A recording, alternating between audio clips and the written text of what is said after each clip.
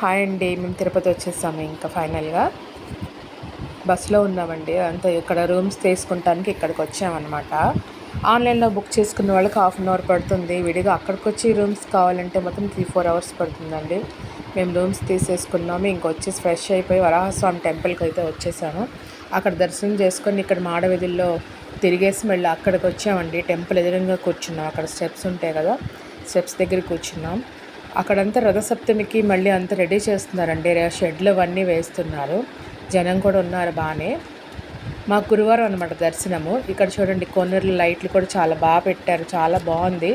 రథసప్తమికి మొత్తం ఫుల్గా ఏర్పాట్లు చేస్తున్నారు. షెడ్లు మొత్తం అంతా కింద పట్టాలు అవన్నీ వేస్తున్నారు అనమాట. చక్కగా రెడీ చేశారు.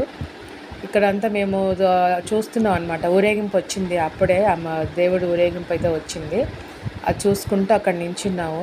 2 గజరాజులు కూడా వచ్చినాయండి. ఆ గజరాజుల కోసం చాలామంది చూస్తున్నారు, వీడియోస్ తీసుకుంటున్నారు, ఫొటోస్ తీసుకుంటున్నారు.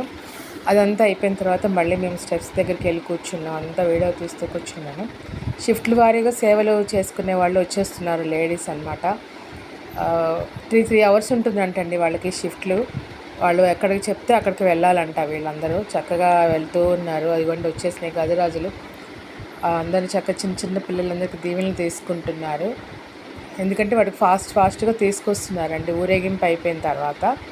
ఇదన్నమాట డే టైం అనమాట. ఈరోజు మేము సహస్ర దీపాలంకరణ చేసుకున్నాం. అంటే గురువారం అనమాట. తీసుకొని దర్శనం చేసుకొని మళ్ళీ వచ్చేసి కూర్చున్నాం అక్కడ. సహస్ర దీపాలంకరణ ½ అన్ అవర్ పట్టిందండి. అక్కడ అంతా పూజ అంతా అవగానే వెంటనే పంపించేశారు. 1 అవర్లో దర్శనం అయితే అయిపోయింది. ప్రసాదాలు తీసుకొని కూర్చున్నాం. ఇంకా చాలా అద్భుతంగా ఉందండి. చాలా కోలాహలంగా ఉంది. తర్వాత ఇక్కడ నాద నీరాజనంలో ఒక బృందం వచ్చిందండి. చాలా బాగా చేశారు వాళ్ళు కూడా. ఫైనల్గా అక్కడ హారతి వెలిగించేసాము. హారతి వెలిగించేసి పిక్స్ దిగేసామండి. ఇంకా